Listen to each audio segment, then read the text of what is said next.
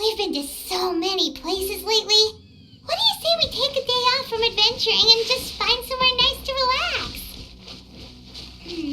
Let Paimon think. Where are some nice places we could go?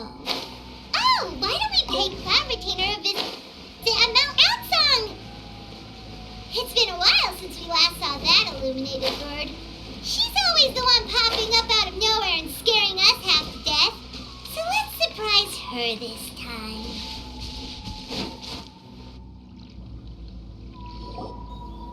Here we are, right outside her place. Do you still remember the first time we came here? We even brought offerings and everything. And when we told her that Rex Lapis had been assassinated, she immediately threatened to squash Liyue Harbor. Paimon thought she'd be impossible to get along with. But now that we've spent some more time together, she's really not like that at all. We probably don't need to bring any offerings now that we've gotten to know her pretty well, right? Still, Paimon's got some snacks around here somewhere, so if she really wants something, we could just use that. Huh? Traveler, did something catch your eye? Whoa, what a pretty lady. Is she also here to visit Cloud Retainer? Yeah, you're right. All it takes is one look and you can tell she's someone special. As expected of that bird lady, really. She must have a whole bunch of Adepti friends from all over the country. Okay, but if we're both friends of Cloud Retainer, then we're basically friends by association, right? Want to go up to her and say hello? Helping you make more connections is a part of Paimon's job as your reliable guide. Paimon's got this.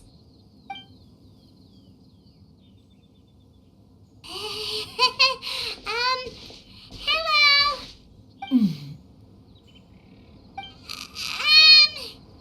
Paimon is Paimon, and this is the Traveler.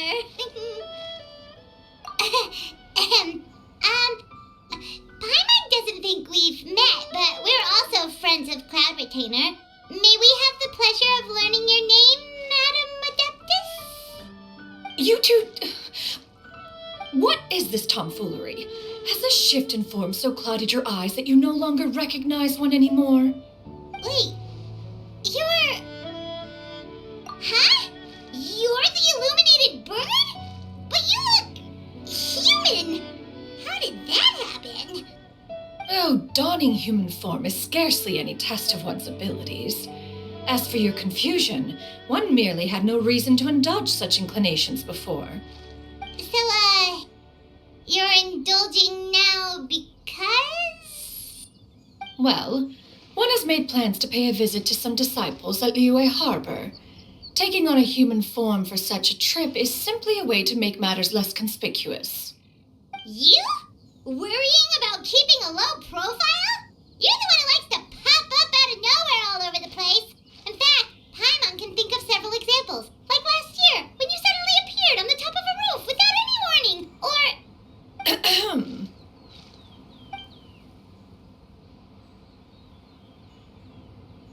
Hey, didn't we agree not to bring that up unless she asked? Oh, so you have taken care to follow the proper rules of etiquette after all. Most commendable.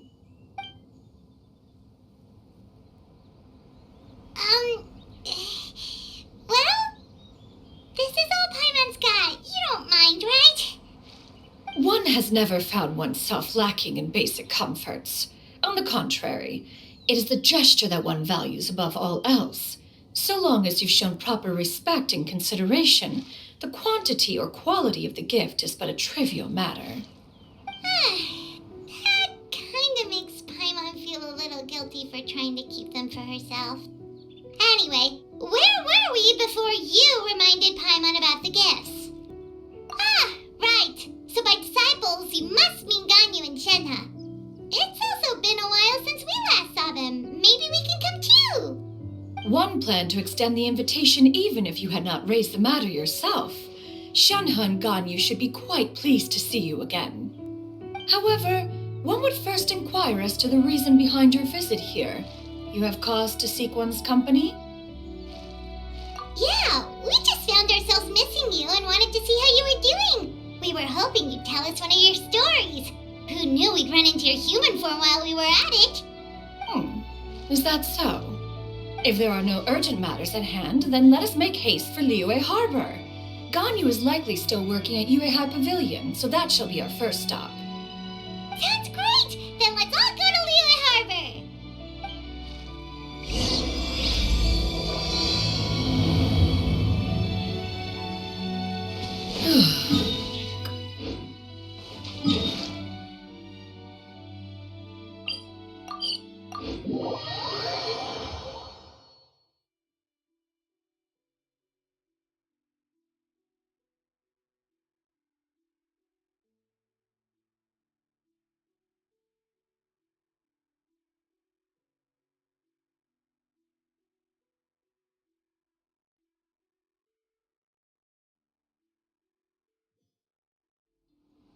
Shenoha has also secured employment recently.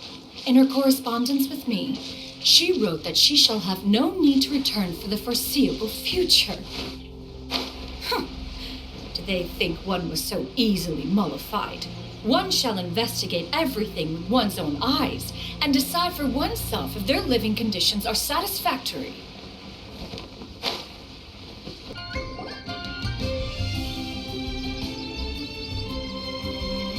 We're almost at Yuehai Pavilion. Hey, do you think Ganyu will be shocked to see Cloud Retainer like this? Guess we have no idea if Shenoha and Ganyu have ever seen her in this form before. Wait, where did she go?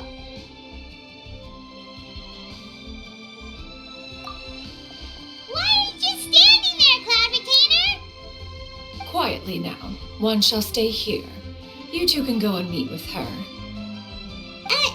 But why? Isn't it better if we all go together? If one were to proudly proclaim one's presence, Ganyu would surely profess herself otherwise unoccupied and drop everything to attend to one's visit. One fears that would only result in her staying up all night to make up for lost time. One does not wish to trouble her. Conversing vicariously via you two shall suffice. Do remember to inquire as to her recent well-being. Again, do not mention one's presence here. Fair enough. Makes sense. All right then, we'll just pass on your regards and...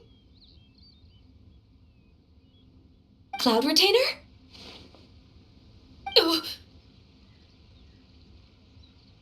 Oh, busted. Is that lady someone you know, Miss Ganyu? She is indeed. I'm sorry, Huixin, but could we delay the upcoming meeting for a little bit? I believe my schedule today is quite full. Although, perhaps I could move some work to later in the evening. Oh, not to worry, Miss Ganyu. I'll make the necessary arrangements right away. Thank you, Huixin.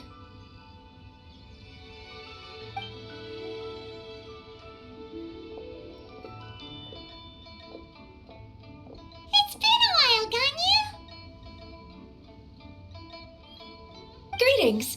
What brings you here today? And Cloud Retainer, too. It's been quite some time since I last saw you in this form. You are quite mistaken. One is not acquainted with this Cloud Retainer of whom you speak. One is simply a mere mortal passerby. Huh? Seems she's not buying it.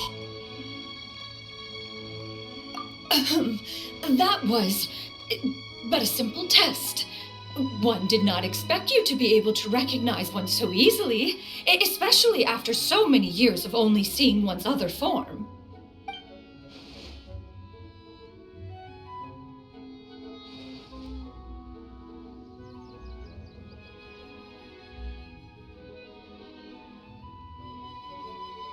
But recognizing you is, my responsibility as your disciple. An apt observation. One was simply passing by while attending to some important business. One thought it would only be fitting to pay you a visit while in the area. Wait, Paimon wasn't aware of any important... Cloud Retainer's right! We've still got something super important to do, so we can't stay here for for too long today. Oh, is that so? But it's been so long since we last saw each other. One simply desired to see you and had no intention of interrupting your work. A quick conversation should suffice for today. A more involved reunion should wait until you find yourself less occupied. I understand. That should be fine. While one acknowledges the amount of work that you have to deal with every day, one must also remind you to rest. Though Adepti blood flows through your veins, excessive exhaustion will still cause grave harm to your body. It still makes one nostalgic to see you as you are now, respected and independent. When you were young, you oft begged one to cuddle you to sleep when you suffered from nightmares. Cloud Retainer! Stop! If you insist. We are running short on time regardless, so one will refrain from going into each and every story. Why don't you continue your conversation? One shall simply stand by and listen. Wow, you've been to so many new places since the last time we spoke.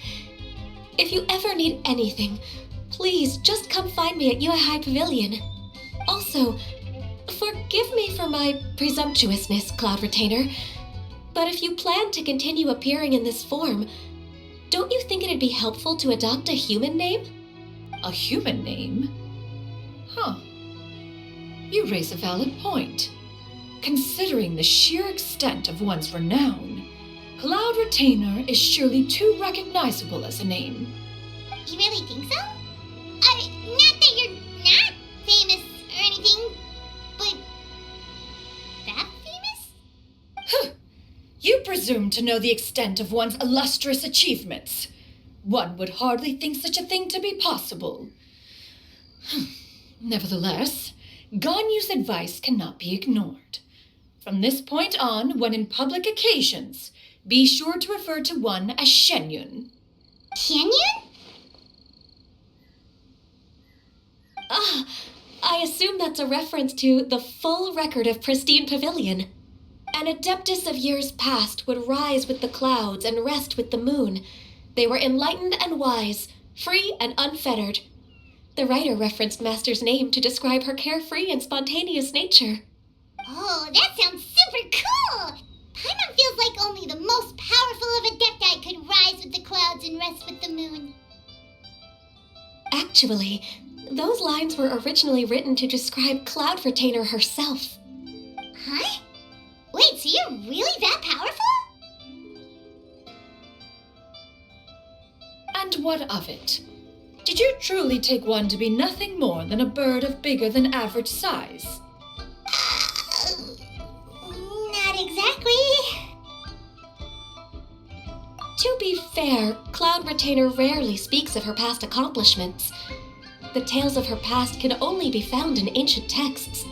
It is said that once, a long time ago, there was a severe drought in Liyue. Left with no choice, many people left their homes, while others spent day and night praying to the Adepti.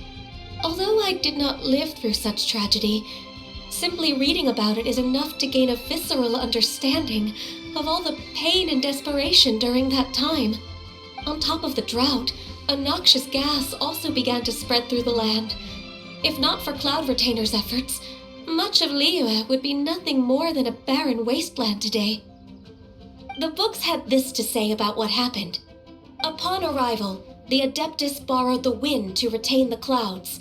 Immediately, the clouds gathered together, and abundant rain burst forth from the heavens. Drought and plague were both driven away, and the people were saved. Wow, that's incredible! Mortal records add embellishments to dramatize past events. One did merely what one ought, and even if one had not interceded, the other Adepti would surely have stepped in to help. Even so, you stopped an entire drought! Can you really control the weather like the book said? Oh, Paimon suddenly has a lot more respect for you. So it was Paimon's bad for calling you illuminated bird before. You're not too mad, are you? How laughable. A name is but a simple label we carry with us on our journey through the world. Why would one be offended by such a trivial matter? That's a relief. In that case, Paimon will continue to call you whatever feels right in the moment. Well, that is quite enough ancient history for now. Ganyu, have you had word from Shenhe? One has heard that she procured a job recently. Have you any thoughts on her workplace? And what, pray tell, of her monthly remuneration? Moreover, does she find herself overly inundated with work? Is she allowed time off during Lantern Rite? That is a lot of questions. There is no cause for concern, Cloud Retainer. I introduced Shenhe to her employer personally. Wanmin Restaurant's business has been booming recently. So with Chef Mao being swamped with customers, and Shangling still off and out in search of new recipes, I introduced Shenhe to staff the restaurant. I see. Most excellent indeed. One has had the pleasure of being introduced to that family. Shangling is kind and astute, while her father is loyal and reliable. One has no cause to believe that they will make Shenhe's work difficult. Now, it is almost time to partake in the victuals of noon. One shall visit Wanmin Restaurant in person and see how Shenhe is doing. Huh? But didn't you just say that you had something important to do? Can that wait until after we've eaten? You may return to your work, Ganyu. One shall see to this matter on one's own. There will be many an occasion to dine together in the future. One is certain the opportunity shall present itself most readily. Of course, Cloud Retainer. Please take care. Traveler, Paimon, I'll see you some other time. See you around, Ganyu!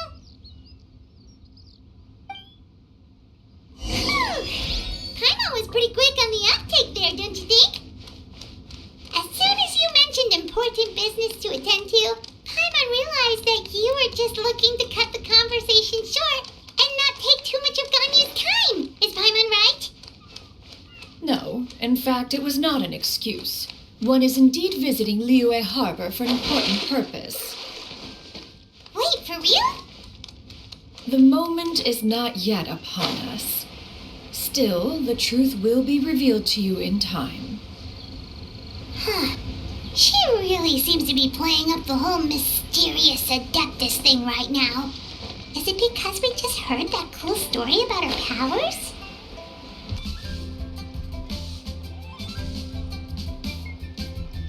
You get what I'm saying, right? Yeah, how can I not?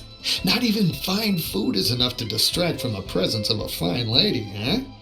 Oh, I'm far more interested in getting her details than ordering any dishes. Hey, how about you ask her? You do it. No. I think you should. Wait, she's coming. What can I get for you today? Greetings, miss. I was just wondering if you'd be willing to... What would you like to order? 2 servings of more meat to go. Good chat. Bye.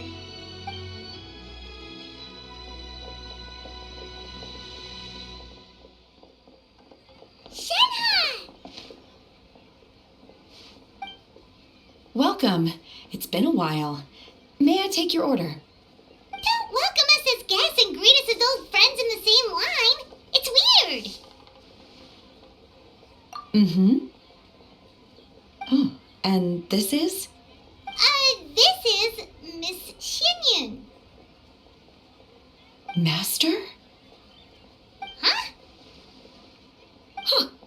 One does not recall ever revealing this form to you before. How were you able to ascertain one's true identity with such ease?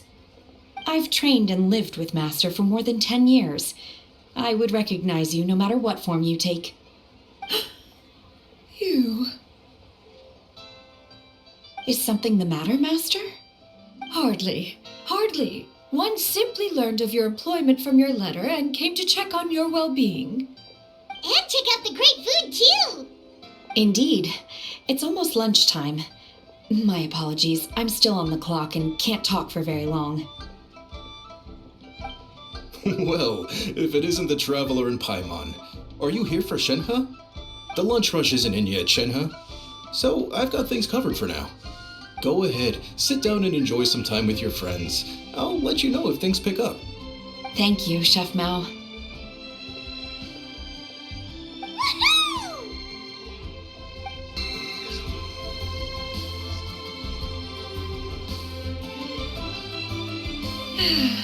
It is just as one expected. The owner of Wanmin Restaurant is indeed a most reasonable and accommodating human. Still, the work here entails dealing with quite a varied group of people. Has this been difficult for you, Shenhe? It's been manageable so far. I sometimes run into strange people, but I have figured out a way to deal with them. Seems like you've been making progress. So by dealing with them, you mean... First, I try to talk sense into them.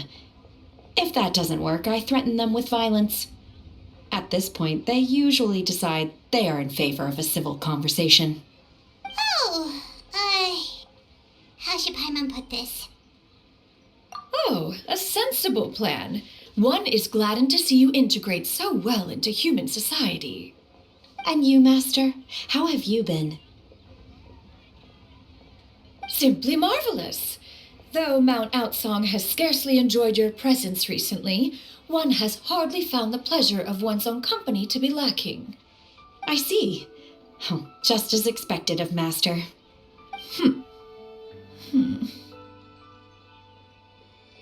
I have missed Master quite a bit too.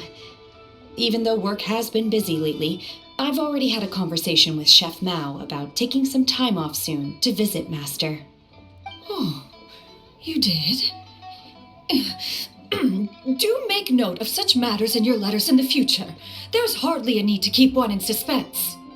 Whoa, her mood shot up just like that.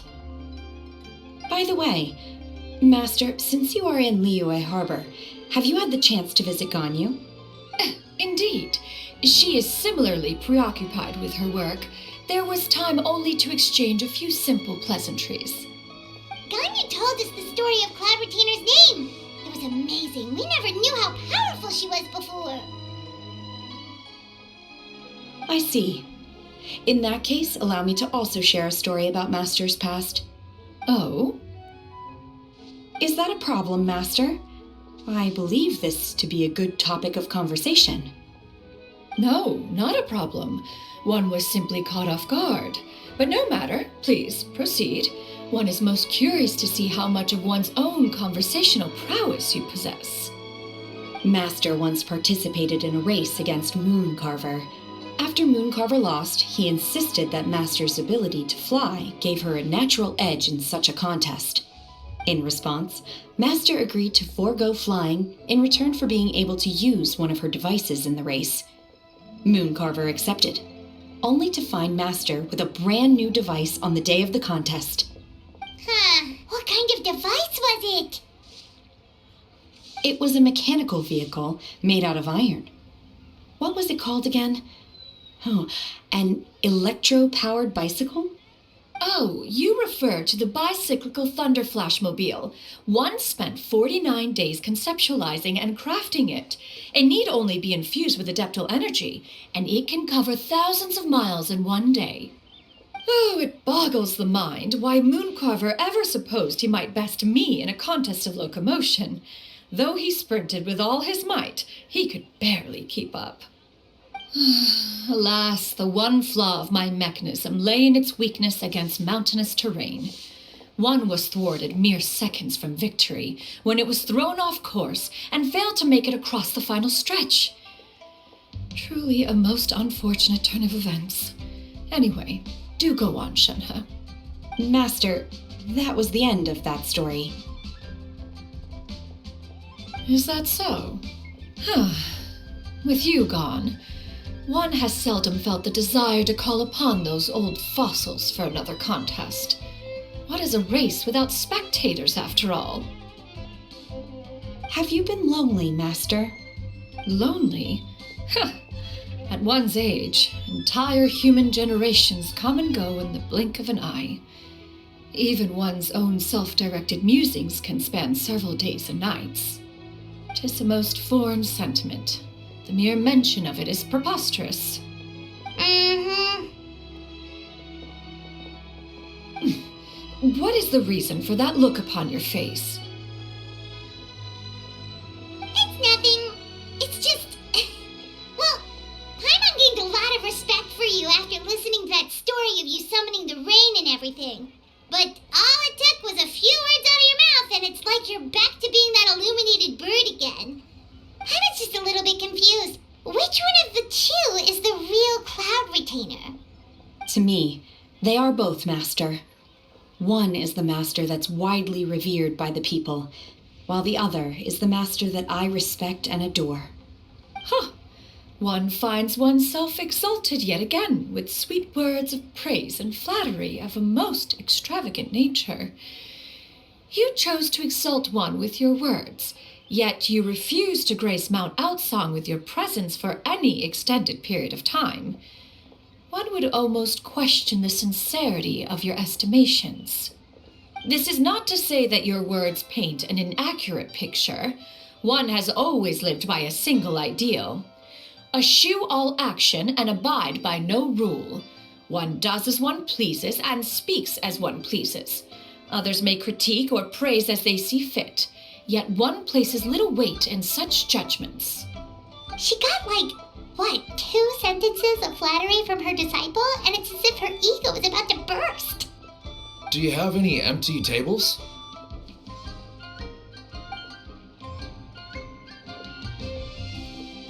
Hey there, could we get another fish stew?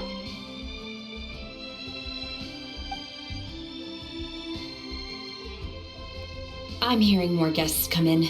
I should get back to work. Alright, good luck with the lunchtime rush, Shenhe. I'll try my best.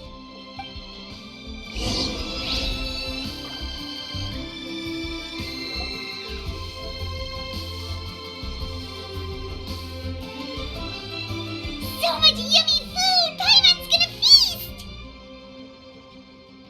One is fond of all kinds of delicacies and delights in a multitude of flavors.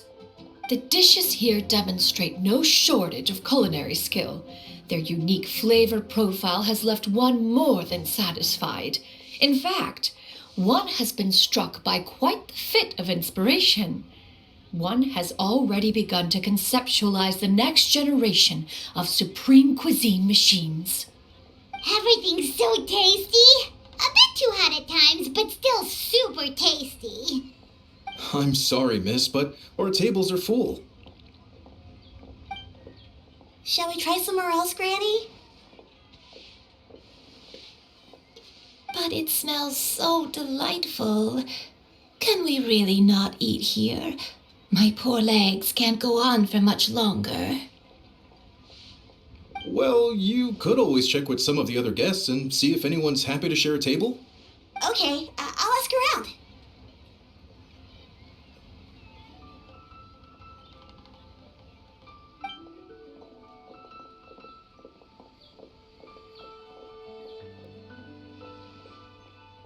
Excuse me. Would you mind letting us share a table with you? There are no empty tables left, so... Ah, well, Paimon doesn't mind. What about you guys?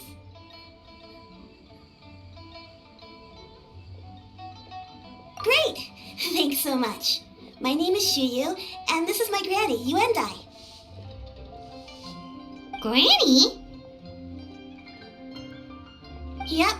Is there something wrong with that? No, Paimon's just a bit surprised. She looks so young. Yeah, a lot of people compliment Granny on her youthful looks, but she's actually much older than she appears.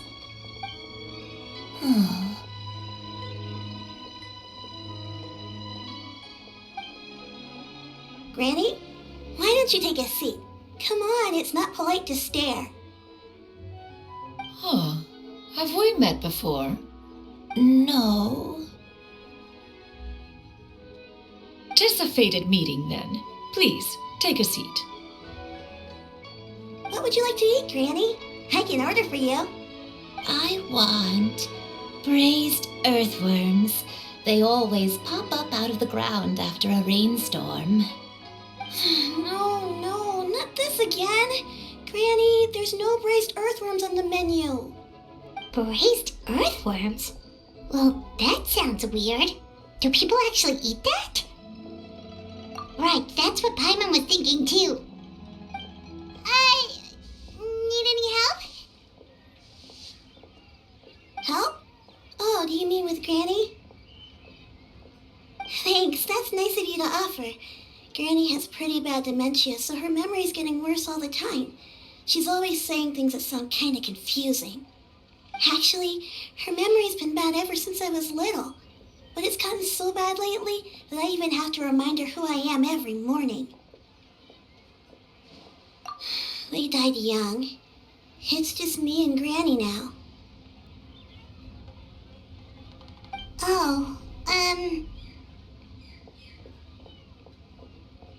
But it's okay. Don't feel bad. Granny loves me a lot, and I love her a lot too. Sure, it's hard at times, but you just gotta make the best of the life you've got. Wow, you're really tough for your age, kid. You're too kind. And me? Oh, what about me? You're tough too, Granny. Plus, you're really gentle, and you're always there for me. Yes, and it's hardly as if I forget everything. I still remember the important things. Wait, what was that really important thing again? I remember now. It was a dream.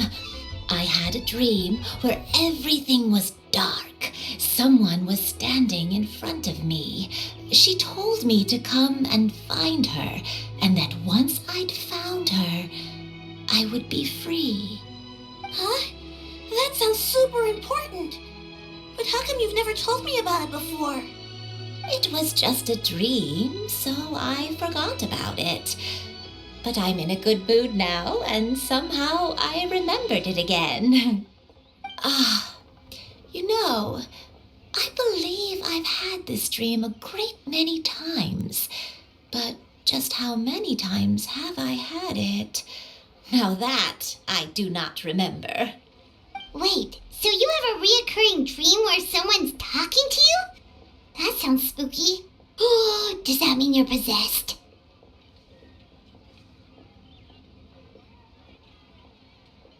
Unlikely. Her eyes are clear and her breathing remains calm and level. One sees no signs of possession. Are you sure? Who do you take me for? Is one not an adept? Am I not an expert? You're right. Paimon almost forgot you're the expert. In that case, do you still remember what the person in your dreams looked like, Granny? Not anymore. Although I have a sense that she looked rather like me. But not as I am now. My younger self. A younger version of Granny? This is just getting weirder and weirder. What is going on here? As one said, fate must have brought us together. You may leave the situation to me. Are you sure? So, what are your names? Paimon's Paimon. Just Shenyun is fine. Thank you all so much for offering to help. But first, I'm sorry for asking, but, how do you want us to pay you back?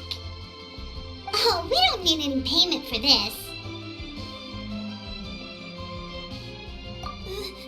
Thank you so much. You're welcome. But Miss Shenyun, what exactly can we do to help out this Granny? All we have to go off is that dream. Where do we start? That is elementary. Since her dreams portray her younger self, then we shall retrace the steps of her youth. Once we have revisited those places, her memories will likely return. Sounds like a plan. So, Granny, do you remember which places you went to when you were young? Why, of course I do.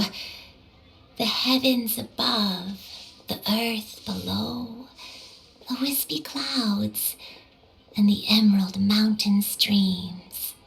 Okay, taking that as a no. I might have an idea. Once, when I was really little, my dad told me that Granny used to be a martial artist heroine who saved loads of people from a disaster.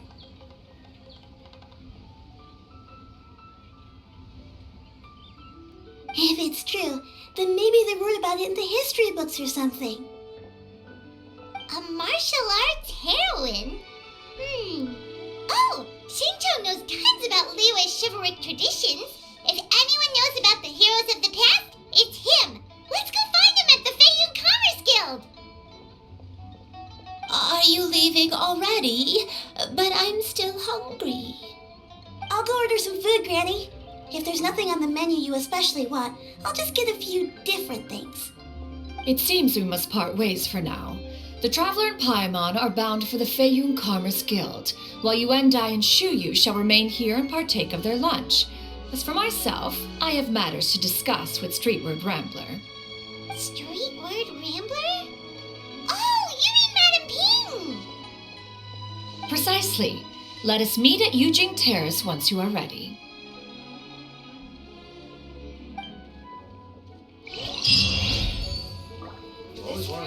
Food is unbelievable. Eat to your heart's content. Today is my treat. Where are you going, Granny? Don't you like the food? Fresh milk.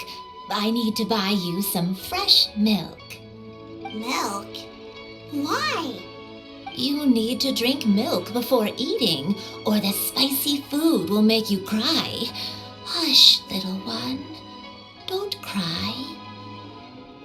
Granny, you're forgetting things again. I'm not a little baby anymore. I can eat spicy food now. Even the super spicy dishes, like their fish stew. I can eat 2 whole bowls, no problem. Wonderful. Oh, wonderful. My darling granddaughter is all grown up.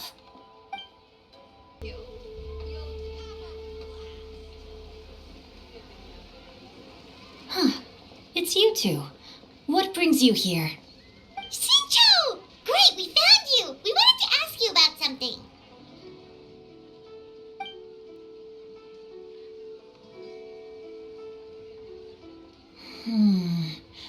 That's not a whole lot of information to go off of. I don't know if I can say for sure. I can't pinpoint her identity from your description alone, but considering her age, I am reminded of a nameless heroine who's been featured in various chivalric novels. Nameless heroine? That's right. The novels often speak of a great drought from 50 years ago. As the people suffered, a nameless heroine appeared and began to clear away evil spirits and bandit camps. The people idolized her, but never learned her name. All they knew was that she always acted alone. Later, though, she supposedly fell in love with a similarly noble-minded exorcist from Mount Tianheng. They were well matched in more ways than one, often fighting together as a fearsome duo of otherworldly strength. After the drought ended, the heroine and the exorcist left the public eye and began living a reclusive life in the mountains. All that remained were tales of her incredible accomplishments. The way this nameless heroine faded from fame into obscurity later in life is not too dissimilar from Miss Yuendai. I hope that's somewhat helpful. Thanks a lot, Shincho. We knew it'd be worth talking to you. It's nothing at all. Just something I came across while reading. I did do a bit of extra research on her story, but it was just out of personal curiosity. Well, Paimon still thinks that's super cool. Oh, wait, Shincho, if you've read up on her, do you know of any places often associated with her? Let me think. In the novels, the nameless heroine always appeared near one of 3 places. Wangshu Inn, the area just north of Jueyun Karst, and Qingyun Peak. Perhaps the real-life heroine who inspired the character was also often seen near those 3 places. That would explain why those locations appear in the various novels written about her. You're welcome. To be honest, I found some parts of the story confusing when I first came across it. If Miss Yuendai was indeed the original inspiration for the character, she may just be able to help me put the pieces together. It's rare for a chivalric hero to fade into obscurity during their lifetime, even after retiring from the public eye. But no one ever saw or heard from the nameless heroine again. There were even rumors that she became extremely ill. I've never understood why someone would go to such lengths to erase themselves from public memory. It's almost as if she was trying to hide from something. There's probably far more to the story than what's been written. We'll be sure to tell you if we manage to uncover the truth. That's a deal. Perhaps, behind the truth of it all, there lies a story more fantastical than any work of fiction. Paimon feels like we just learned so much from Shincho. A drought, a nameless heroine, a life of seclusion. Wait, why does the story sound super familiar? Oh, right! There's a drought in this story, too!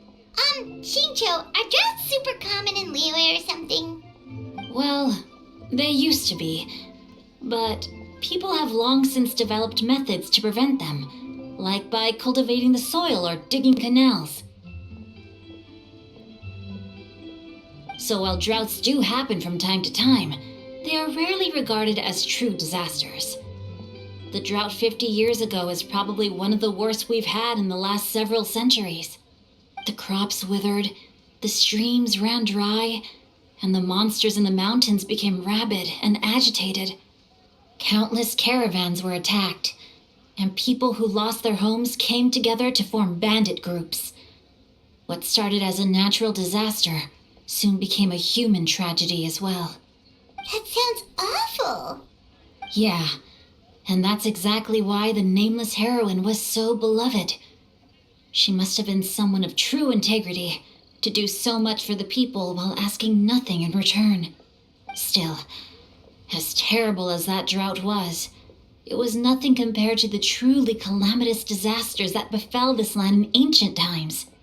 They say that back in those days, disasters were both more severe and more common. Only the strongest of Adepti could hope to dispel the ruin and devastation. Do you have any other questions? We're good for now. We're just going to head back and meet up with Miss Xianyan and the others again. Paimon hopes that Granny Yuendai will be able to remember more of her past. She used to be a great hero who saved many people. So sad that she can't recall any of it. Anyway, we'll be off now. See you some other time, Shincho. Thank you so much for your help. It's no problem at all. Safe travels. I have recorded the tune that you requested. I hope it will be of help to you. Oh, thank you. Straight word, but Ping, what has amused you so? Oh, it's no serious matter. I was just reminiscing about the last time I saw you in this form. Time has wrought such change in this world, and yet you appear just the same as ever. Time has little bearing on one's existence, nor has one keenly felt its effects whilst dwelling at Mount Outsong. Nevertheless, Ping, one would like to seek your counsel on a personal matter. Oh, why so formal all of a sudden? I must say, you're making me a little nervous. What is it? Well, the inquiry is as such. Approximately how much more would one need to afford a comfortable life in the harbor, not unlike the one that you yourself lead? It does not require as much as you may think. Still, do you mean that... Cloud Retainer, Madam Ping! What are you two talking about? Nothing save for some trivial matters. Have you unearthed any useful details? Shincho has a theory, but let's save it for when Chuyu and Miss Yuendai have joined up with us again.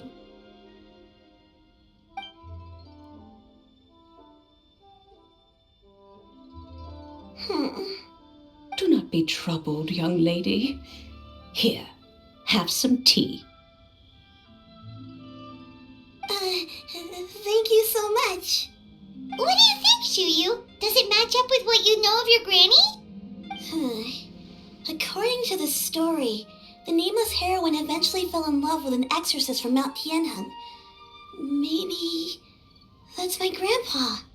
I don't have many memories of him, but there was this one time I found a box in our attic full of a bunch of weird sigils. I think so too. Granny might remember something once she's returned to a familiar place. What marvelous tea! I can taste the dew's sweetness in this cup. It's as if I was taking a stroll in the mountains, thoroughly one with nature and at peace. Is that so? Then please drink as much as you like. There's no need to hurry. At our age, it's always nice to slow down and take the time to appreciate pleasant conversation among friends. Thank you. Okay, since we have the time, can I ask you something? Sure thing. What would you like to know? I have a secret I want to tell you. Let's go talk over there.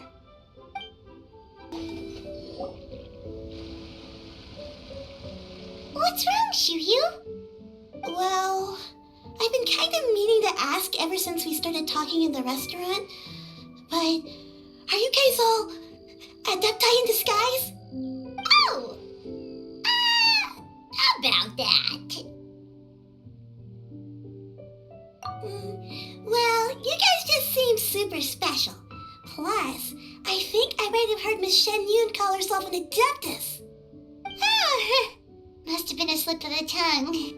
Shen Yun, since you were the one who, misspoke, maybe you can explain to Shiryu here what you really meant by that.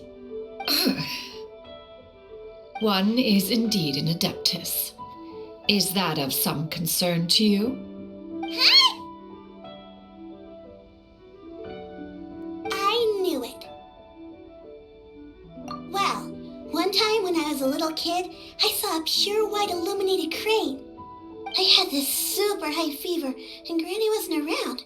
I was feeling all icky and gross. But then this snowy white crane flew down from the sky. She put me on her back and flew me to her cool adeptus house and fed me some sort of magic potion. When I woke up, I was already back in my bed and my fever was gone. I really wanted to thank her, but I was too sleepy to stay awake, so I never got the chance.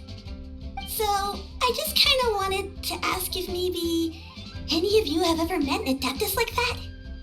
A pure white illuminated crane? The only two we've ever met are blue and white and black and brown. Have you ever met one that's pure white, Clavertina? Never has one met an adeptus with such features. One surmises such a description is but a hyperbolic embellishment that oft results from narrative accounts. That's weird. Was it really just a dream then? Well, even if it was just in my head, it doesn't matter that much anyway. All I really want is to help Granny recover her memories. I'm really grateful for all your help. Leave it to us! Now that we know the 3 locations, we just need to visit them one by one. Let's go to Wangshu Inn first. Okay, I'll go get Granny.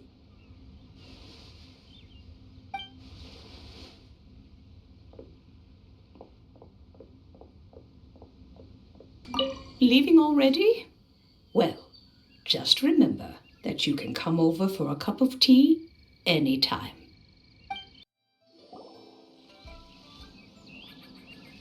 Wangshu Inn. Wangshu Inn. Do you remember this place, Granny? Yes. The fish here is very delicious, and if you look out into the distance, you can always spot a bird that's been left behind by its flock. I believe I used to have a room here. It had a window. Yes, I spent a lot of time looking out that window. Which room was it again? Let me look. I'll come with.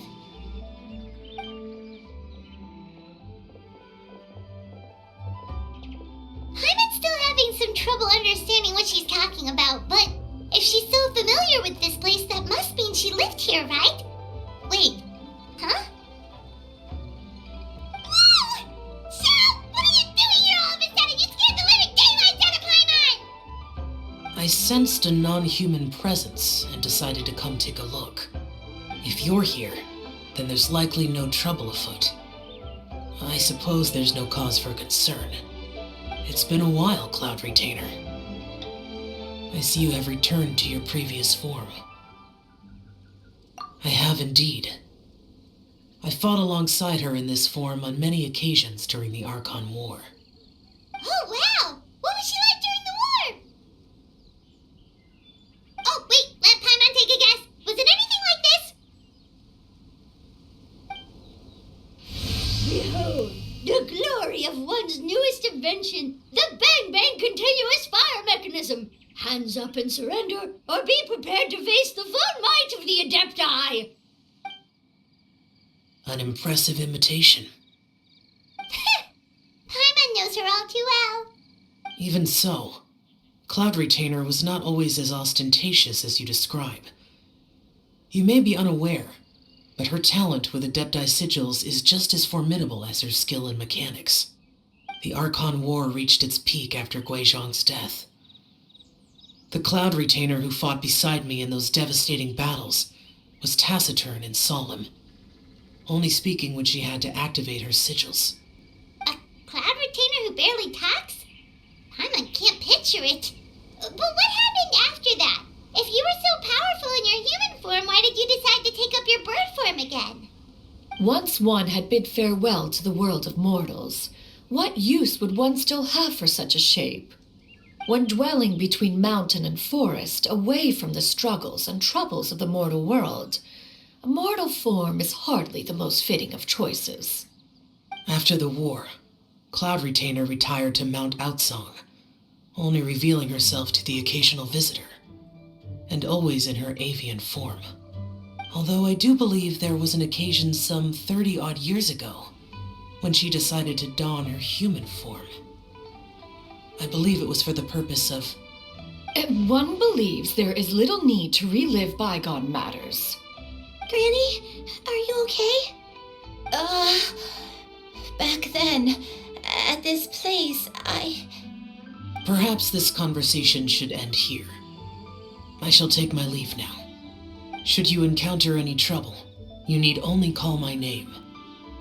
However, given that you are traveling with Cloud Retainer, I trust you are in good hands.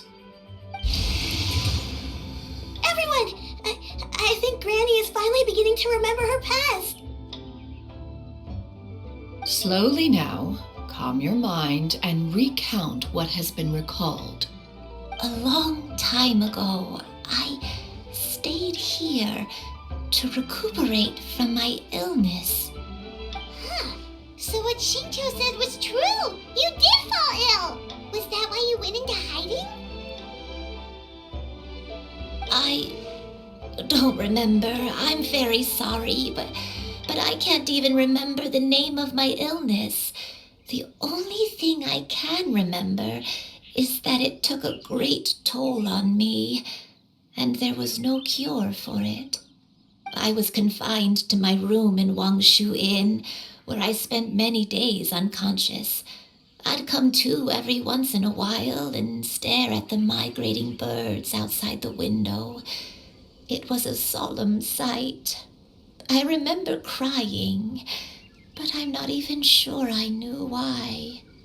One day I met a traveling merchant. Upon hearing of my illness, he sold me a bottle of soul-revitalizing tea pills. He told me that the pills were concocted using Adepti blood and could be used to alleviate my symptoms. Sure enough, I made a full recovery. My illness remained dormant for several decades after that. Wait, but if your illness remained dormant for several decades, are you saying that what you're going through now is just a relapse of what happened all those years ago? And it was all thanks to the pills that you managed to keep the symptoms in check? Paimon's brain kinda hurts. Do you remember anything else? sorry, I don't. Oh, if only I wasn't so useless. Hey, you're not useless. You've done so much for me. Watched me grow up. Raised me. How could you say that about yourself? Oh, fret not, dear child. Granny was just a bit frustrated. That's all. The recovery of a person's memories is a gradual process. Finding pieces of one's past is always superior to not finding anything at all. Let us make haste to the next location. Next location. Oh, why don't we go to the area north of Dwayunkars next? There isn't really a landmark there, so where should we start? Oh, Paimon's got it. Let's check out the houses in the area first. After all, if she was there for any length of time, then she would have stayed somewhere, right? Oh, Paimon's really got her thinking cap on today. At this rate, we'll recover all of Granny Wendai's memories in no time.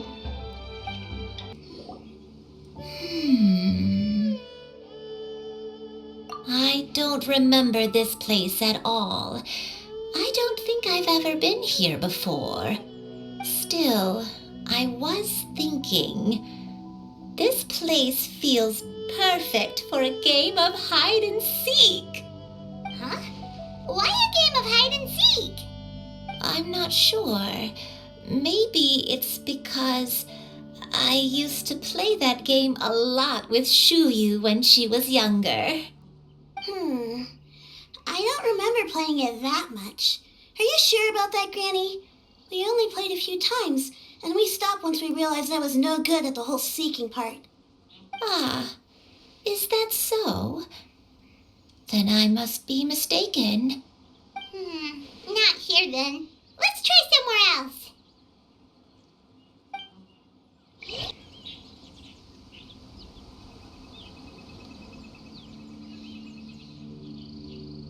Paimon sees an abandoned house. Why don't we take a break over there? This place, it's...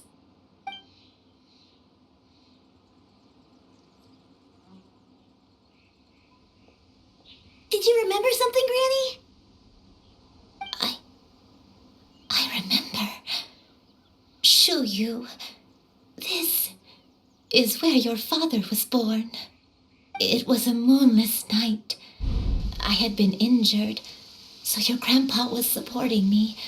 We fled together with some being in the fog behind us in hot pursuit.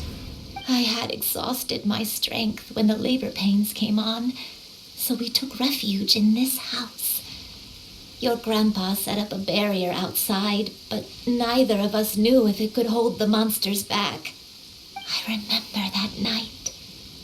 I remember falling to my knees, reciting a prayer over and over. I alone am the source of this sin. Punish me as you wish for forsaking my oath, but spare my innocent child. Sin? Oath? Did you do something wrong? I don't know. I don't remember. I only remember praying in the darkness with all my strength until the sun finally rose again and the fog cleared out.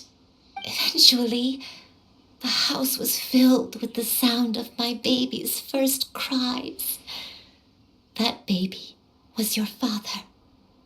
I remember I clutched him tight to my chest and wept tears of joy. It was the first time I'd ever felt such happiness in my life. My dad? He was my pride and joy, and so are you, Shuyu. You're so much like him, and I love you both so much. But you're always going to be different from me. Why? Just what did I do? I don't care what you might have done, Granny. You'll always be the person I love more than anything. You're too sweet, Shuyu. I'm lucky to have you with me. If not for you, I would not have had the courage to come here, to try to remember what I had forgotten. All right, let's not stand around any longer. There's one place left, yes? Let's go take a look. If one recalls correctly, the next place should be Qingyun Peak. Yuandai, how fares your health? I may be a bit slow, but I'll do my best to keep up. I'm sorry to keep everyone waiting. Climb on, I shall carry you to the top. Oh, such lightness of weight. All those who grow old grow frail in the end, do they not? First, you lose your memory, then your health. Eventually, you end up losing everything. My only wish is to depart this world with a lucid mind, to free myself of this torment and the burden it places upon others. Fret not, you have my aid in this endeavor. We're finally here. Does this place feel familiar to you, Granny One Day? Let me see.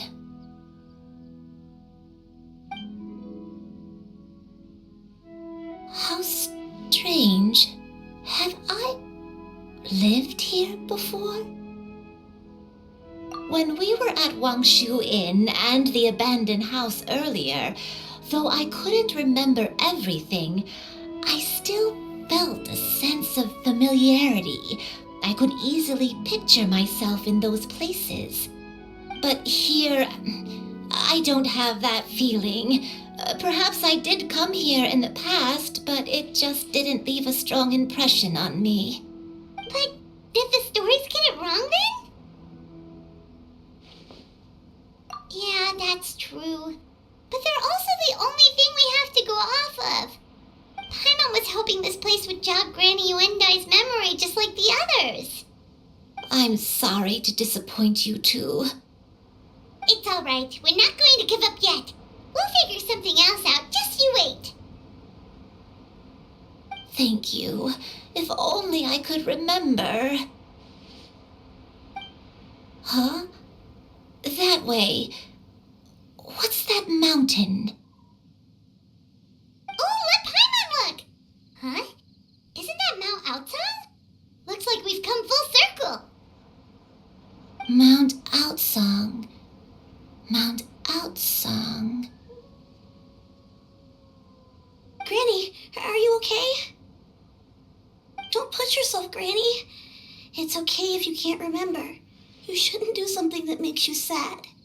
Mount Outsong, What am I really? Mount Outsong holds some familiarity to you? It does, but I can't go back. Are you feeling unwell? My head, it feels all heavy and dizzy. What is wrong with me? Miss Xianyun, is there anything you can do? Let us go to Mount Outsong. But... Fret not, all will be well. You and I, you have already given more than enough to the pursuit of this endeavor. You may leave the rest to me. I've prepared something that can aid you in suppressing the fear in your heart and restoring your lost memories. It currently resides at Mount Outsong. Wait, really? When did you do that? I never leave anything to chance. All will reveal itself when we arrive.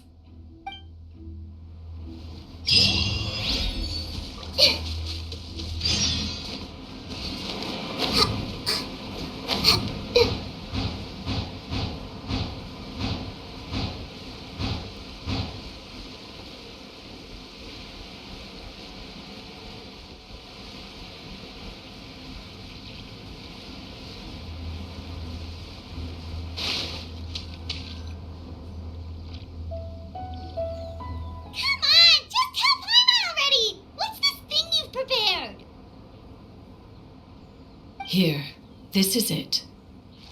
Huh? But isn't this the mechanism that you were tinkering with when we first got here? Oh, is Precisely. A recent one at that. I am most pleased with the result. I call it the suspensus somnium mechanism. It periodically releases a soft breeze, which when paired with a gentle adeptal tune, can help the listener subconsciously relax and even enter a semi-hypnotic state. Soothing agitation and anxiety, relieving exhaustion and insomnia, its potential uses are numerous indeed. And of course, it can also aid in the recovery of lost memories. Whoa, what a cool gadget! But if you had it all along, why did you keep it to yourself until just now? We could have come to Mount Outsong right off the bat and saved time on a lot of floating. How preposterous. Had Yuendai not recalled much of her past through her own efforts, the device would have nothing to draw upon. We Adepti can only help those who first resolve to help themselves. Had she lacked such determination and strength of character, one would have little to offer in way of assistance. Paimon thinks she gets it now. Hey, what's that other thing? As previously mentioned, a gentle adeptal tune is required to take full advantage of the mechanism. One secured such a tune from Streetward Rambler. Only with her melodies can the mechanism reach its peak power. Oh, Paimon can feel what you mean. Paimon's body feels light as a feather. It's as if she's lying down on a warm patch of grass after a super satisfying meal. And you and I, is the mechanism helping you to relax? It appears she has already succumbed to the depths of reverie. Come, join one on this side. We shall give her some time to herself.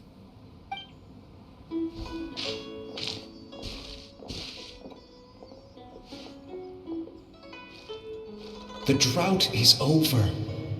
But why do you look like you want to cry? The potion. It's nearly run its course. I've never regretted meeting you. Not even for a second. Please. Please, no.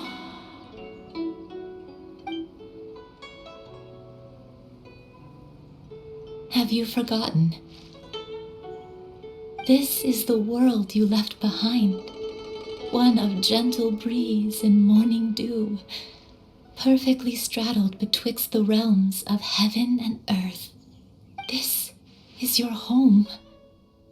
This is where you belong. You should have never left. The you of the past, the me from not that long ago, we should have never.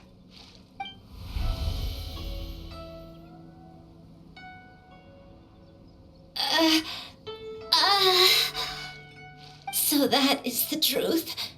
No wonder this place is so familiar. Granny! Granny, are you okay? Cloud Retainer. Your memories have returned.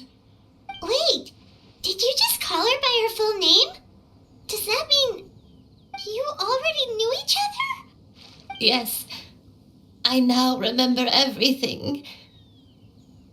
Everything. Granny, please don't cry. I'm here. I'm here. Oh, don't worry, my dear child. Granny is fine. I'm so sorry, everyone. You've gone to so much trouble on my behalf. It's all come back to me now. The most important thing that I had forgotten was the truth of what I once was. One can sense the guilt that now plagues your conscience. Reclaiming a truth long buried is sure to come with a myriad of complex emotions. Perhaps one should recount the story on your behalf while you compose yourself. No, it's okay. Now that I've remembered, I must face my memories head on. Shuyu, everyone, I cannot thank you enough for all your help. I'm ready to tell you my story, if you're willing to listen. Please, Granny, don't force yourself. What happened in the past doesn't matter. I love you more than anything. Nothing you say can change that. I know, dear child. My feelings for you are exactly the same. It is for this reason that you deserve to know the truth. Some time ago, I made a terrible mistake, one for which I could never atone. Is this the sin that you mentioned in Dwayne Karst? What happened? I am, in truth, not a human being. My real form, one that I held for centuries, was that of a wild crane. I spent many, many years living on Mount Outsong, bathing in the soft breeze and drinking the sweet dew of the mountains. At some point, I somehow gained wisdom and sentience. The Lord of the Mountain, Cloud Retainer, became aware of my existence and began to share many stories with me. She even passed on the secret of cultivation to me. Though she never took me on as a formal disciple, I always saw her as my master. Whenever she took out her tools to work on mechanisms or new inventions, I would also stand next to her and watch. I even contemplated completing my training and becoming an adeptus in my own right. I followed her teachings, and time gradually passed us by. Until that fateful day 50 years ago. 50 years ago?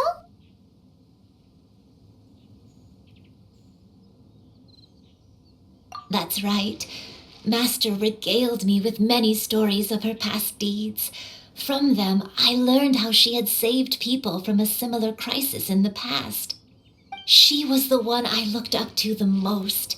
More than anything, I dreamt of becoming an adeptus like her. I wanted to travel the land like she had, relieving suffering wherever I went. But I was still far from being a real adeptus. I possessed no ability to take on human form and fit in with the crowd. Once she learned of my desires, Master prepared a special dose of human mimicry potion for me.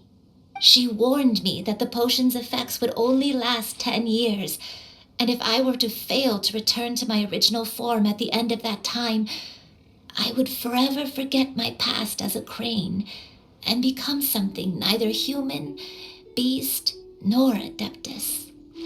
Oh no. So that was the source of your dementia all along. Was it because of Grandpa? Indeed, I fell in love.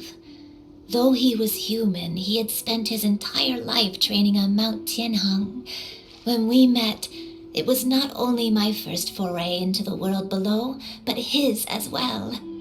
Although clumsy and impulsive as he was, you'd think he was the real strange bird among the two of us.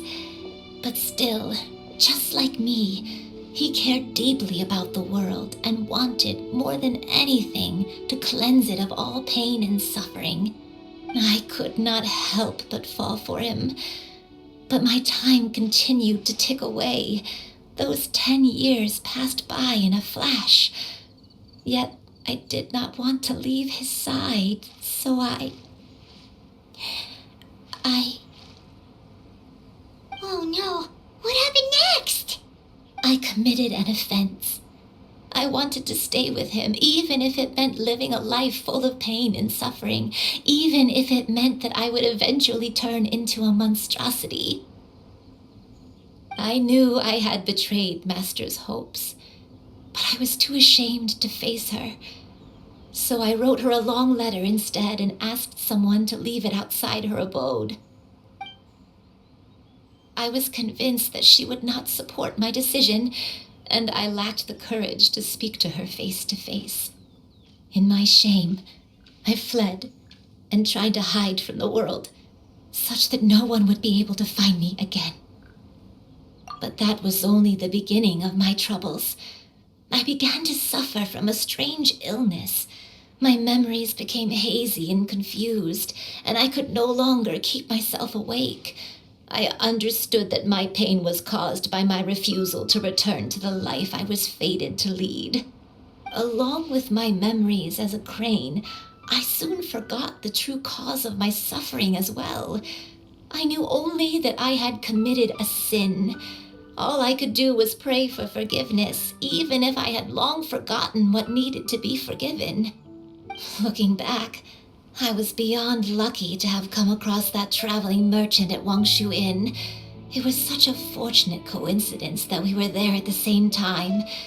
If it weren't for those soul-revitalizing tea pills, I probably would have... Granny, what's wrong? Coincidence? Why did I ever think it was a coincidence? Tea pills concocted using the blood of an adeptus? No, it couldn't be. Master, don't tell me. Back then, that merchant was actually... Human custom would dictate the conferral of gifts to be in order when one's progeny is wedded, would it not? Consider the pills a symbol of one's best wishes. So when I tried to conceal my name and mistakes from the world and hide myself away in perpetuity, the only person I managed to deceive was myself. You knew where I was all along. One still remembers when you were but a fledgling. You possessed a certain fondness for a particular game. You would hide yourself among a group of wild cranes and ask one to pick you out from among the flock. One found you with such ease every time. 'Tis a truth most evident. One always recognizes one's own, no matter what form they may take. Wait! Paimon's confused! So, Cloud Retainer, you found Yuendai again? But how? When? And what happened after that? Perhaps it is now time for one to recount the rest of the tale.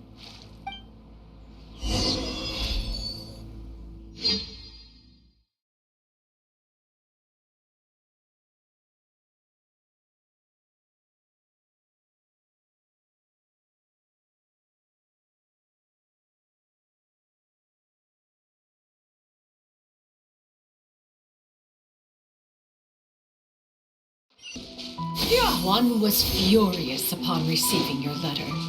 Seized with anger, one set out to bring you to your senses.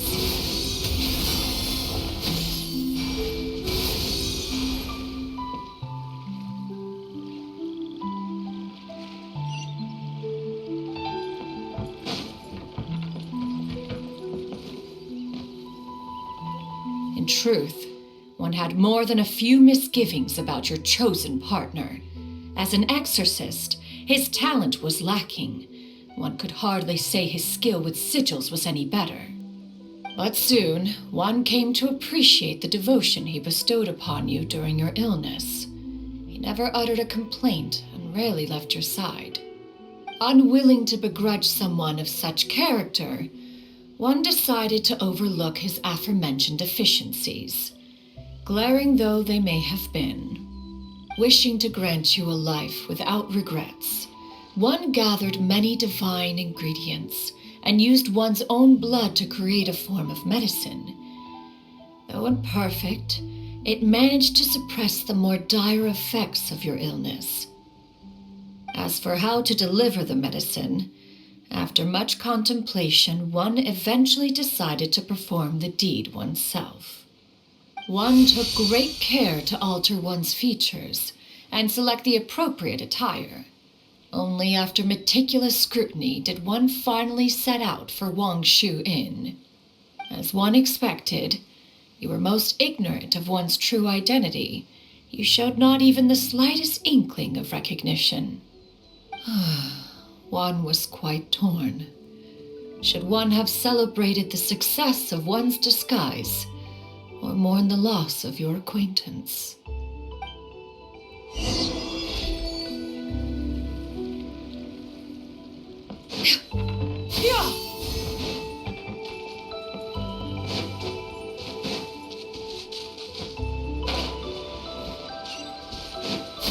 Skyward!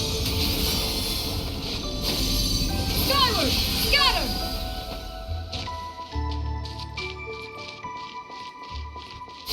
Skyward! Scatter! Nevertheless, one would speak to you about another matter, if you are amenable, even considering your loss of memory. One was simply flabbergasted that you could so easily forget the consequences of consuming medicine infused with adeptal blood. Its proclivity to attract monsters is hardly that complicated of a concept to remember. To think that you tried to travel while weak from sickness and heavy with child. Had one not intervened to clear the fog, all of you would have been lost overnight.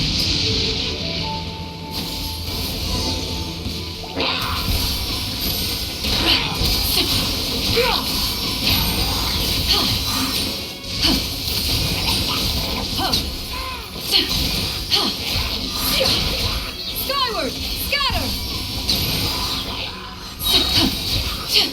Seize the skies! Skyward! Scatter!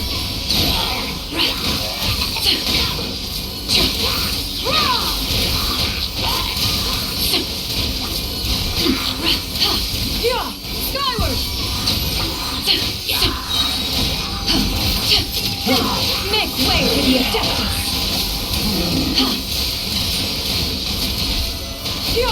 Skyward!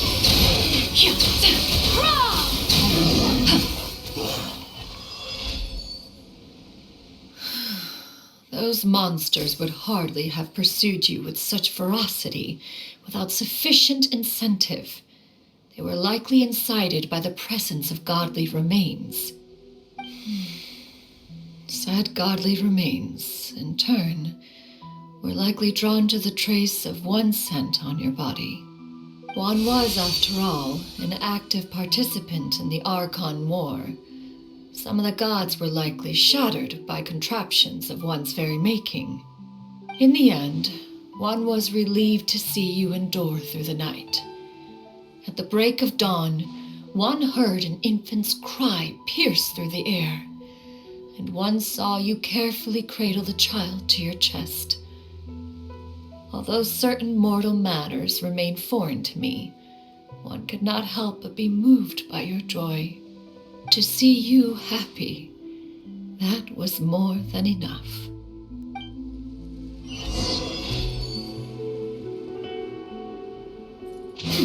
Skyward!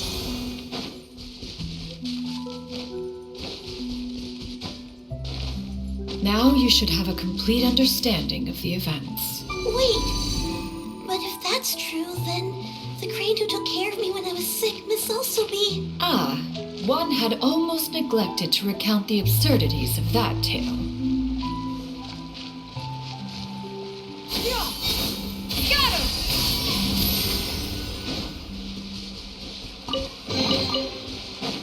Skyward! Scatter! Hit!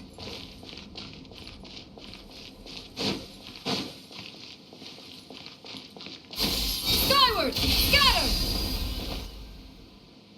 Just as you and I troubled one with her antics, so did you give one many a headache. Upon finding you burning with fever, one made plans to bring you back to one's abode for treatment. However, upon seeing one's form, you began to cry, refusing to get on one's back. When one asked you why, apparently you believed that one could not possibly be a true Adeptus, because all illuminated cranes are white from tip to toe. One had no choice but to apply powder to one's body to conceal the variegated nature of one's appearance. You became more than amenable enough when one stood before you devoid of any other coloring. It bears mentioning, however, that as a crane, you and I was nearly entirely pure white in color.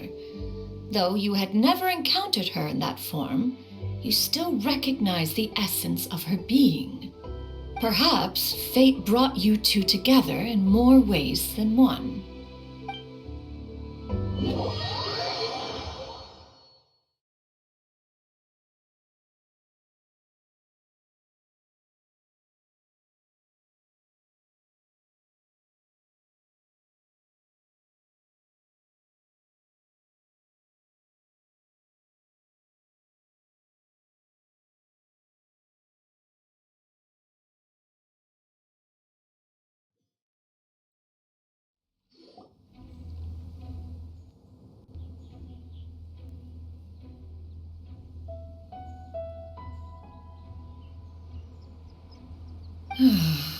One owes you an apology, Yuan Dai.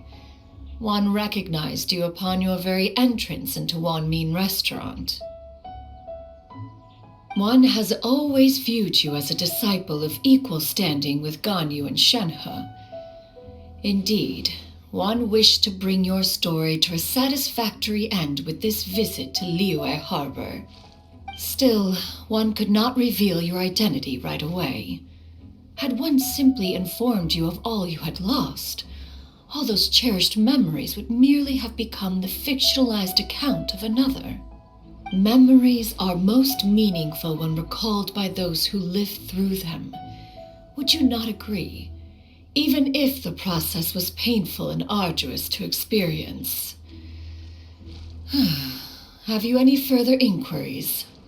Master, I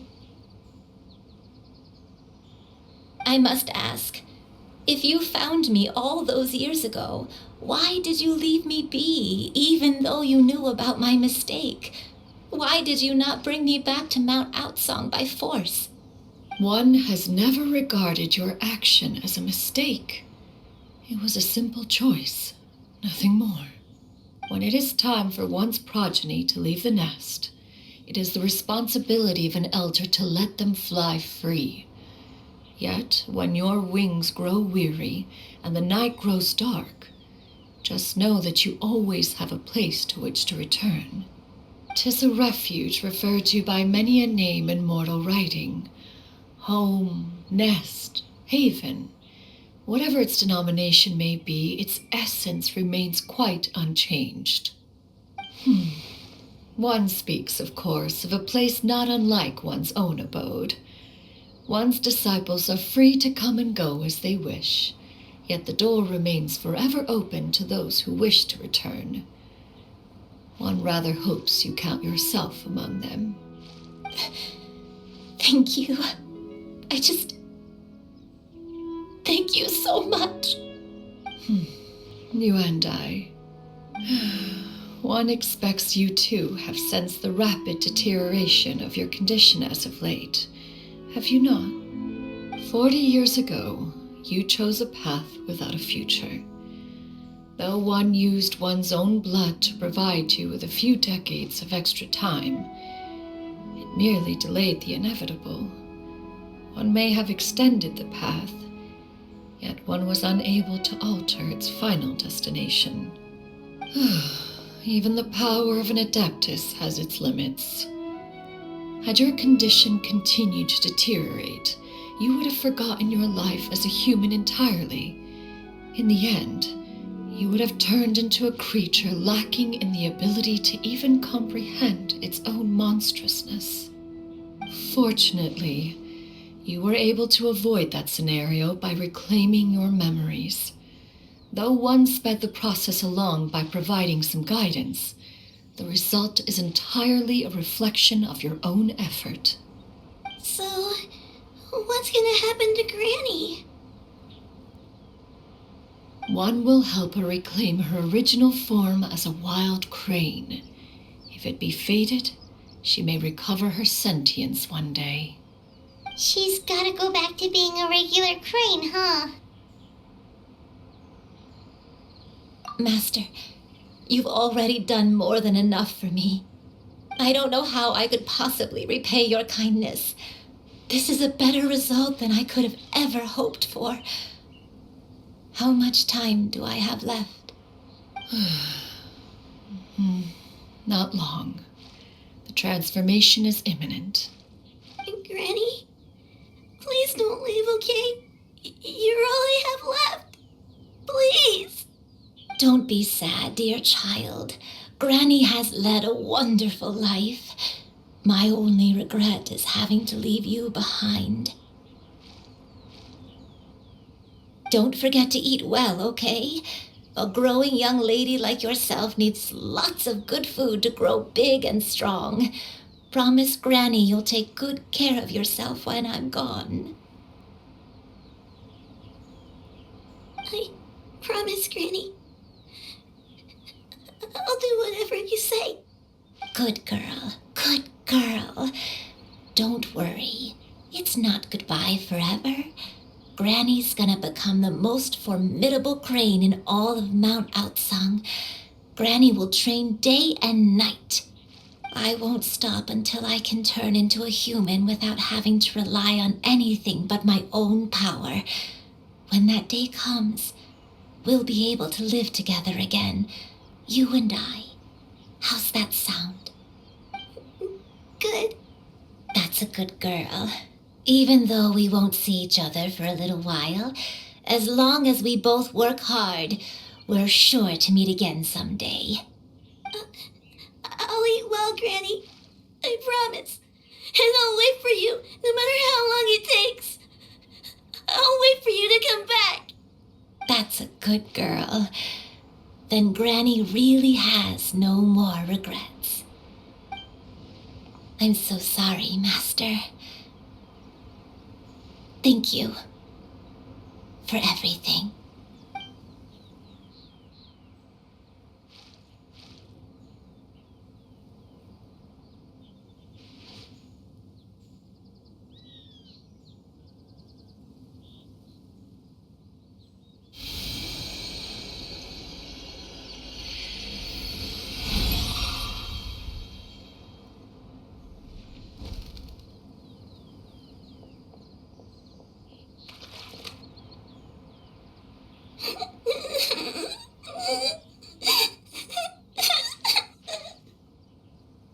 Shiryu.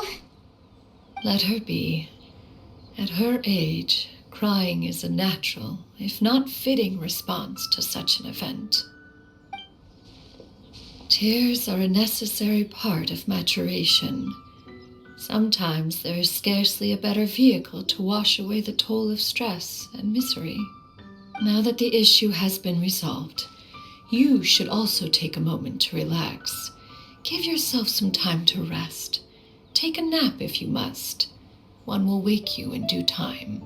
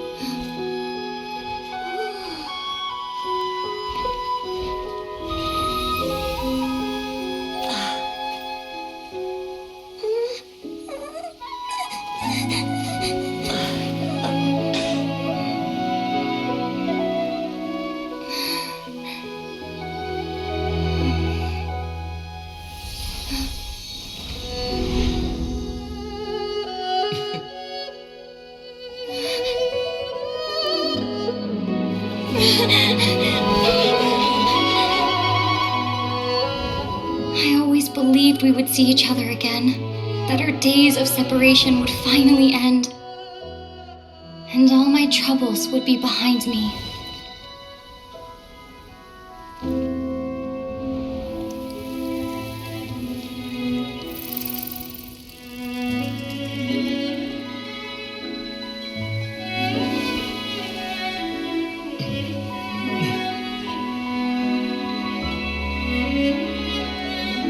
If only things could stay this way forever.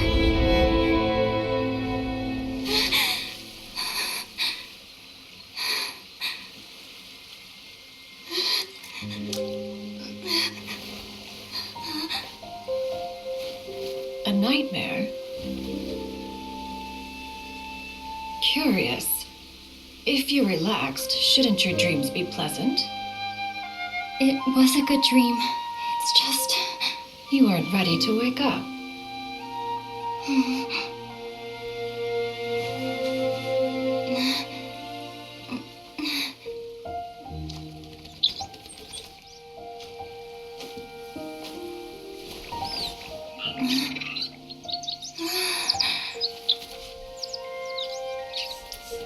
Eloquent as one may be, words of comfort are not one's strong suit. You are doing all you can. One can see your strength of will, your fearlessness in the face of danger. And so, whatever your dream may be, one believes that you shall achieve it. Of course, whenever the perils you face overwhelm you, or you become weary, one is always here for you. After all, as an elder, it is only right to look out for the young ones.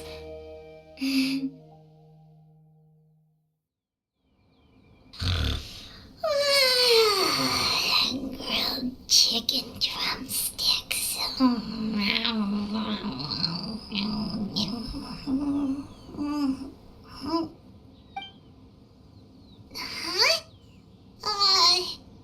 Was Paimon sleeping just now? Oh, Paimon wasn't talking to you. Paimon had a dream about eating grilled chicken drumsticks, that's all. Madam Adeptus? Oh, Shuyu, you're awake. How do you feel? I feel a little better. Thanks. I know I'll see Granny again someday, so I don't feel so sad anymore. Madam Adeptus, can I ask you something? Would you take me in as a disciple? Oh, and have you reasons for this sudden interest? I know Granny thought what she did back then was wrong. She felt really bad about it. But without that mistake, I would have never been born. Even though Granny lost her memories, she never forgot to show me how much she loved me. So, I thought maybe one day I could become a cool Adeptus like you and help a whole bunch of people, just like Granny wanted to do. Upon some reflection, one supposes you are no mere mortal.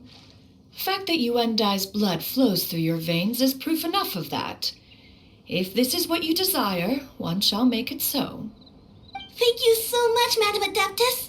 No, I mean, Master. Shuyu, are you sure about this? Paimon's gonna let you in on a little secret. We've seen Cloud Retainer's 2 other disciples, and they pretty much eat nothing but bitter herbs like genshin and violet grass.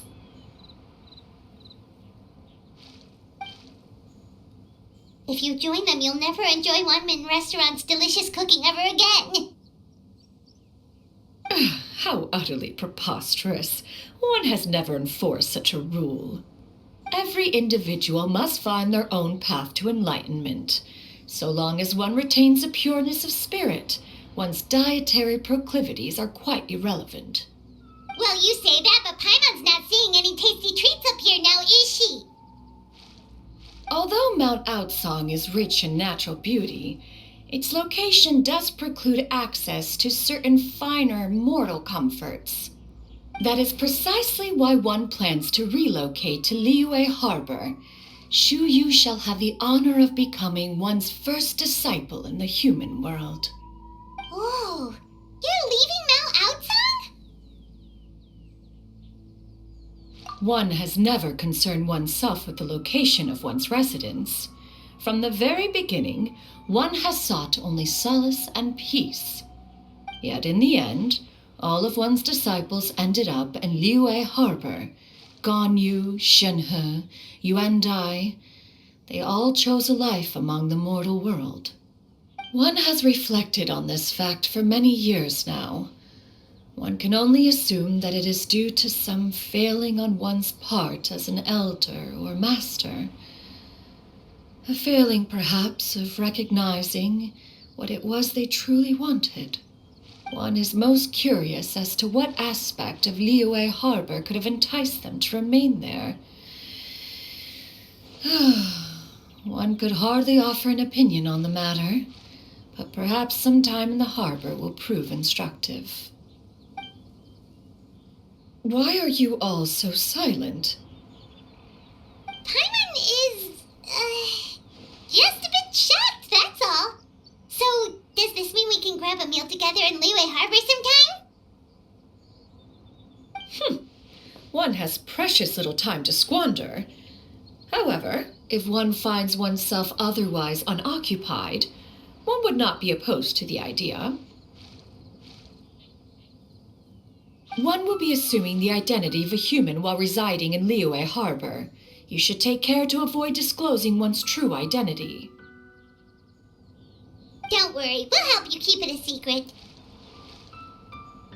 So, when can we expect to start seeing you in the city? Perhaps in 2 days' time. One has some matters to see to before one's departure. Preparation is the key to success, after all. One plans to put up various items from one's collection for sale. The earnings should provide for a comfortable living in Liyue Harbor. One has already picked out a handsome property near Chuhu Rock. 'Tis no small purchase, but what is mortal life if not one expense after another? Seems like you've really thought of everything. Then how about we meet up in Liyue Harbor in 2 days? A sensible plan. See you then. Oh, also, why don't you take this suspense insomnia mechanism as a souvenir? Anytime you should feel ill at ease in the future, you may try quieting your mind and sitting in meditation as you listen to its melodies. It might help you find a new perspective. Awesome! Thanks, Cloud Retainer! Hey, didn't we promise Shincho that we'd tell him what we found out? Should we make a trip to the Feiyun Commerce Guild? It's totally up to you. By the way, Shuyu, we have a friend who helped us learn a lot of information about your granny. Is it okay if we tell him the full story? Sure, I don't think Granny would mind, as long as you don't tell a whole bunch of people. I don't think she'd want too many people to know. They might go to Mount Outsong and start bugging her about it. Granny needs to focus on her training, you know? But telling a friend or two is probably fine. No worries, our friend can keep a secret.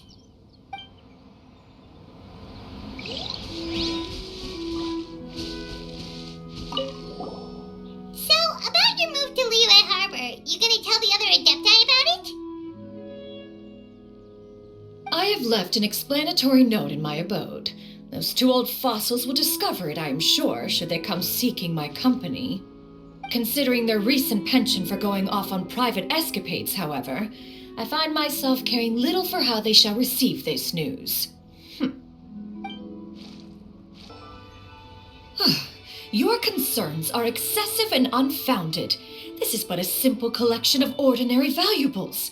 Such intense scrutiny is hardly necessary. To be quite honest, your insistence on that fact is my primary cause for concern. In what way are any of these ordinary? Every single item here could be worth more than everything I own combined. I simply can't risk shelling out that kind of mora without proper scrutiny. If I'm wrong, I would never be able to earn it back, not even if I worked every single day for the rest of my life. I have to be careful. Yes, you can never be too careful. We're here, Cloud. Miss Shenyan, what are you guys arguing about? Ah, perfect timing. This ignoramus is questioning the authenticity of my wares. I'll have you know, these items have remained untouched in my personal collection for several hundred years. To question their legitimacy is pure folly. Several hundred years? Indeed. They're family heirlooms, you see. passed down over many generations, as families are wont to do. Yep, they've definitely been around a while. We can vouch for her on that one. Hear that? Had I not found myself in need of Mora, I would scarcely have had the heart to part with them. Indeed, you should consider it an honor to even have the opportunity to behold them with your own eyes. Doubt their authenticity any further, and I may just decide to take them to another buyer. Whoa, please don't go! I apologize for any insult, miss. You see, I know full well that I lack the knowledge to judge the true worth of these items. If you could wait but a moment, I've hired an expert to appraise them for me. He should be here shortly. An expert, you say? Very well. I will wait for a little while longer, then. Traveler, Paimon, this is my new residence. If you have cause to seek my company in the future, this is where you can find me. Master!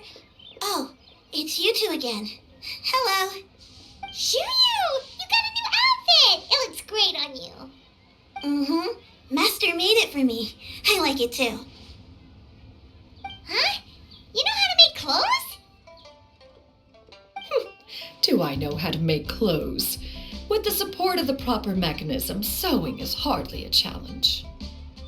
Master, I brought in most of my stuff. There's a few boxes left, but they're kind of heavy, so I just left them outside. Fret not. I shall help you move them into your room. Actually, I should probably sort through my stuff a bit first. Everything's kind of messy right now, so maybe you could not look yet, Master? Yeah, that'd be great. It appears my young apprentice has her own fair share of secrets. No matter. Do what you must, child. Now, this expert you mentioned, when can we expect their arrival? Soon. Ah, there he is! Here, allow me to make some introductions. This is Mr. Zhongli, a well-respected consultant at Wangshang Funeral Parlor and an expert in all manner of valuables and antiques. Mr. Zhongli, this is Miss Shen Yun. She's the one who's looking to sell the collection of valuables I mentioned earlier.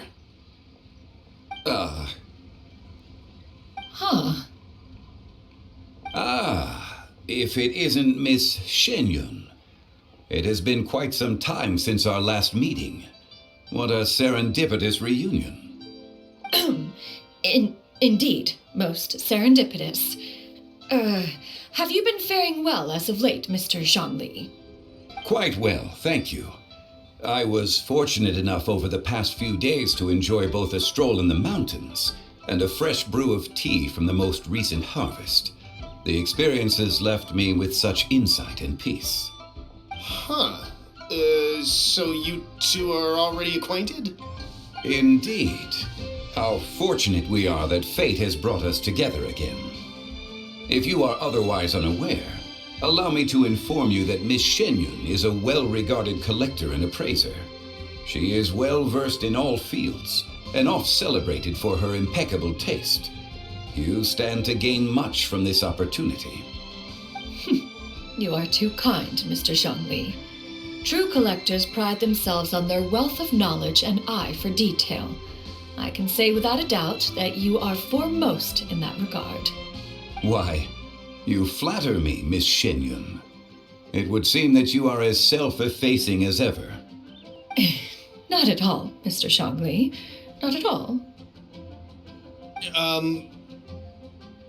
While I am loath to butt into this conversation, I must ask, you two already knew each other, and you seem to have quite a cordial relationship. Can I be certain that you're not working together to swindle me? I mean, you never know. Ha! A preposterous accusation. The heavens themselves would collapse before we would conspire to do such a thing. Miss Shenyun speaks the truth. Contracts are built on honesty and trust. If that proves to be beyond your capabilities in this instance, this transaction may be taken elsewhere. Say no more. Let us depart. I I jest. What fool would still harbor doubts after Mr. Zhongli himself has vouched for the goods?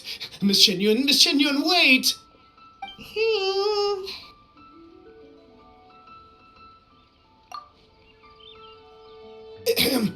I deeply apologize for doubting you. So, Mr. Zhongli, could you please give me a final verdict on the value of these items? There is no cause for concern. They are indeed rare and precious valuables. Take this mechanism, for instance.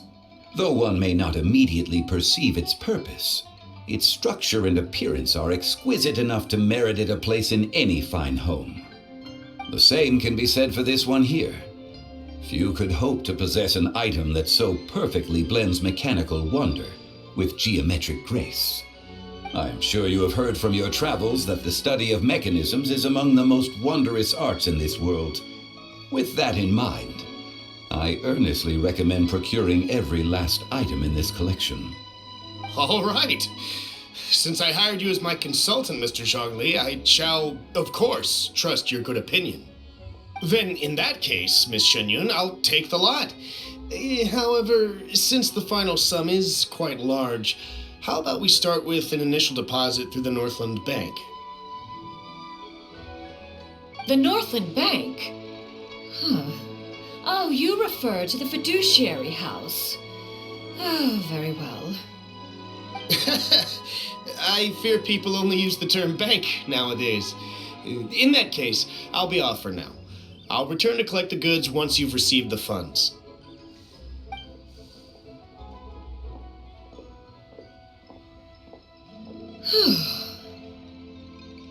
Zhongli! My friends, have you been doing well? We've been great! How about you? Paimon didn't know you were such a busy consultant! My days have been quite pleasant as well. I had been quietly enjoying a cup of tea when Mr. Xiaozu requested my services. As for you, Miss Xinyun, I presume you must be looking to settle in the city? I must say, the name Shenyun sounds exceedingly strange coming from you. Perhaps you could dispense of that particular epithet in further conversation. Whatever for. Am I not addressing you as a friend should? Well, that is true, but... Alas, refer to me however you will. After all, a name exists such that others may address you with it. One is hardly ignorant of that fact.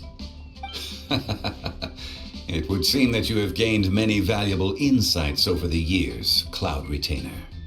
One has indeed. One's previous days were all brief. Now that one has made up one's mind to move and settle, one has gained a much better appreciation of the hubbub and commotion of the city, as well as the people's hard work and ardor. This city is much changed from how it was more than 1,000 years ago. Not unlike the ocean tides, so too shall the movement of people ebb and flow. From turmoil to peace, enlightenment to aspiration. Human society possesses limitless potential. In another 1,000 years, the scene we witness here may change in ways that are impossible for either of us to imagine. Alright, that's enough reflection for one day. No need to get all sentimental on us. You make a valid point, Paimon. Now that the sale has concluded, what say one plays the host as we try some specialty dishes together? One must profess great interest in trying bamboo shoot soup. Perhaps you have forgotten, Cloud Retainer, but I once tried my hand at that dish. You were at the table on that occasion, so logic dictates that you should have already tried it. Oh? What occasion was this? It was a reunion between friends several centuries ago. Alas, you must have been too preoccupied to secure yourself a portion. Or perhaps our other companions simply availed themselves of faster reflexes on that occasion. Hardly. 'Twas most certainly out of consideration for the others in attendance. In but a moment, one will show you what it means to have a true deftness of hand. It is settled then. Bamboo shoot soup, mora meat, crab roe tofu, triple layered consommé. we shall enjoy the lot. One has already passed word to Shenhe and Ganyu to make a reservation. It is prime time for them to meet one's newest disciple. Is that agreeable to everyone? It should be a most splendid occasion. Shu Yu, come now, it is time to dine.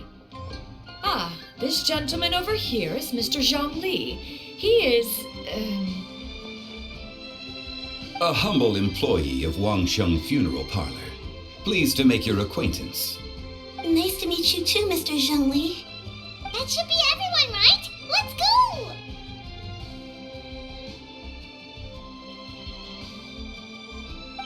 Sounds good. Actually, Master, have you ever tried Adeptus' temptation? I heard it's impossible to stop eating after even just one bite. You know, 'cause it's super tempting and stuff. Is that true? That sounds rather implausible. Although with the right preparation, certain dishes can be too delicious to resist. Huh? Why are you all walking so fast? Hey, wait for Paimon! Hey, wait up!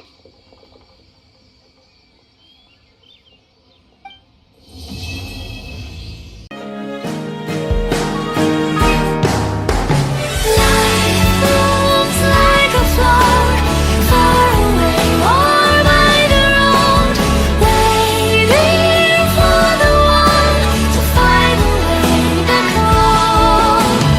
Time flows across the world, there is always a longer way to go, till I reach your arms, a better day for you.